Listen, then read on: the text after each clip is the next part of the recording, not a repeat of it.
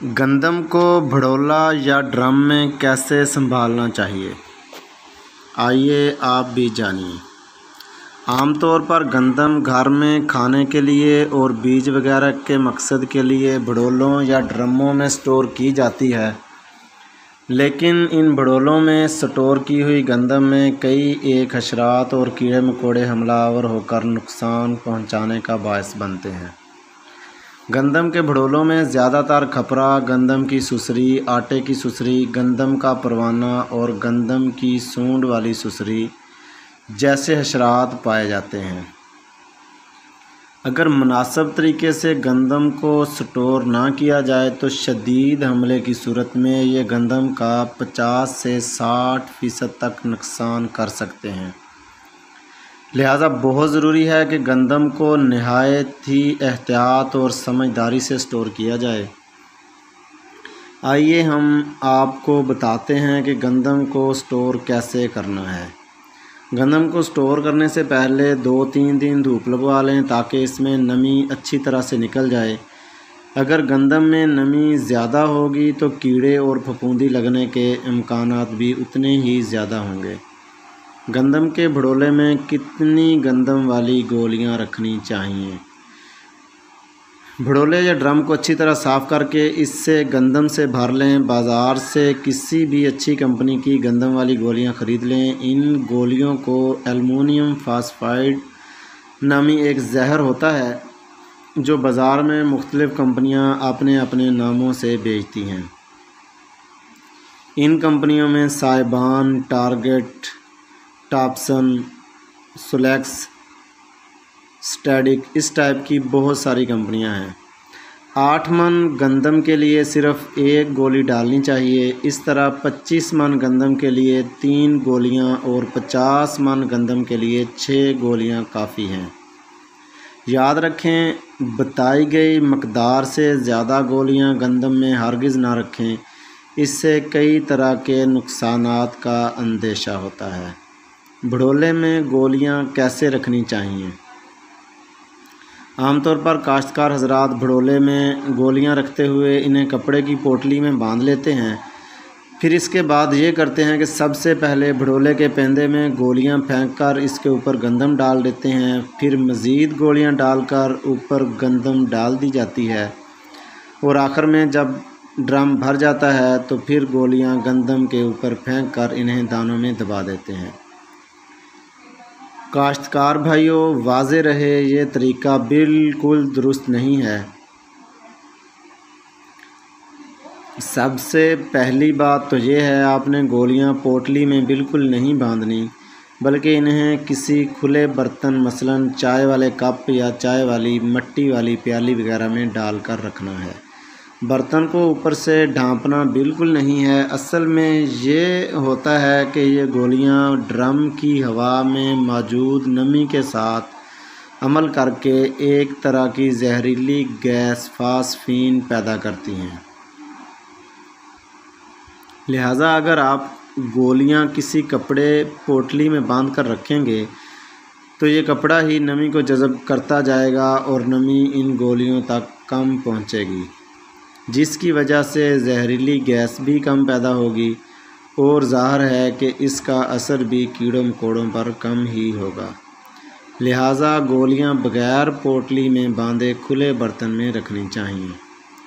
دوسری بات، آپ یہ گولیاں گندم کے دانوں میں بالکل نہ دبائیں، بلکہ یہ گولیاں برتن میں ڈال کر برتن کو دانوں کے اوپر ہی رکھ دیں۔ ہو سکتا ہے آپ کے ذہن میں یہ بات آ رہی ہو کہ اس طرح گولیوں کا اثر 10-12 فٹ نیچے پڑی ہوئی گندم تک کیسے پہنچے گا۔ اس سلسلے میں گزارش یہ ہے کہ ان گولیوں سے نکلنے والی زہریلی گیس اپنے چاروں طرف 15-15 فٹ تک گندم میں جذب ہو کر کیڑوں کا خاتمہ کرنے کی صلاحیت رکھتی ہے۔ گندم والی ایک گولی 3 گرام کی ہوتی ہے، جس میں سے 1 گرام زہریلی گیس نکلتی ہے۔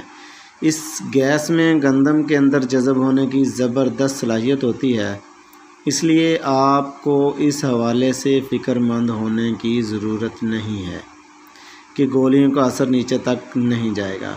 ایک اور بات ذہن میں رہے کہ جب آپ گولیاں کسی برتن میں رکھیں گے تو گولیوں سے گیس نکلنے کے بعد جو پیچھے گولیوں کی راکھ بچ جاتی ہے وہ آپ برتن سمیت اٹھا کر باہر پھینک سکتے ہیں، لیکن پوٹلی میں بندھی ہوئی گولیوں کی کچھ نہ کچھ راکھ گندم کے دانوں میں مکس ہو سکتی ہے۔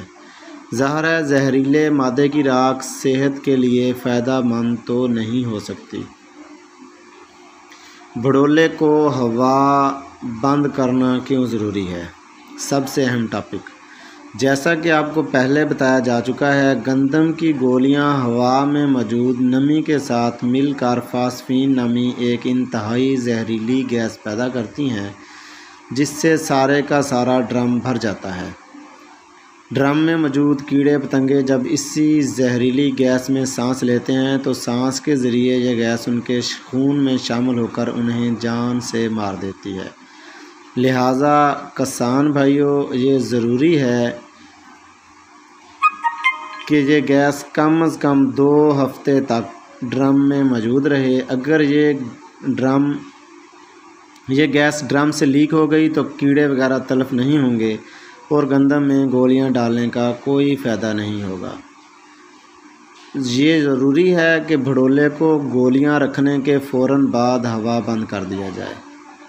بھڑولے کو ہوا بند کرنے کے لیے ضروری ہے بھڑولے میں دانے ڈالنے اور دانے نکالنے والی دونوں جگہوں کو اچھی طرح سے سیل بند کیا جائے۔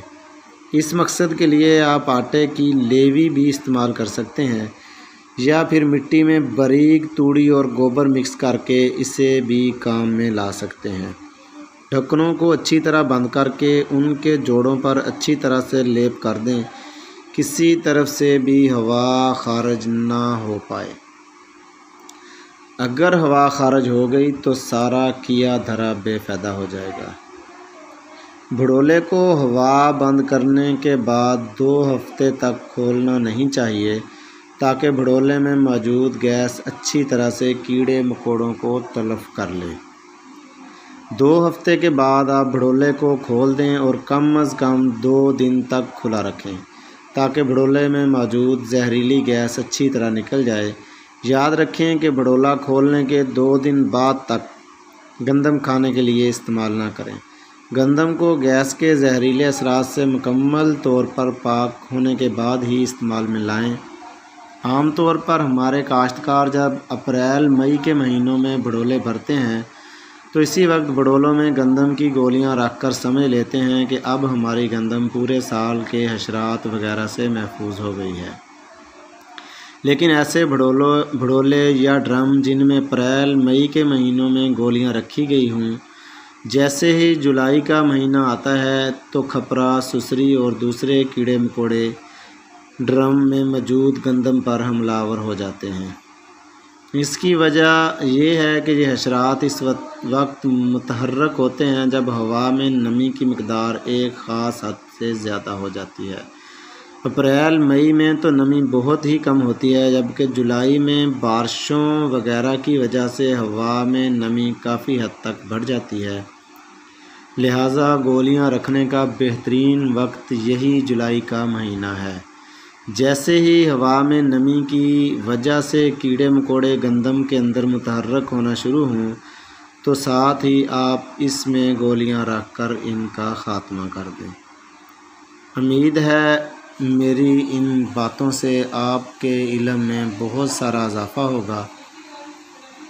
اللہ پاک آپ کے رزق میں بہت سی برکت ڈالے۔ دعاؤں میں یاد رکھیے گا۔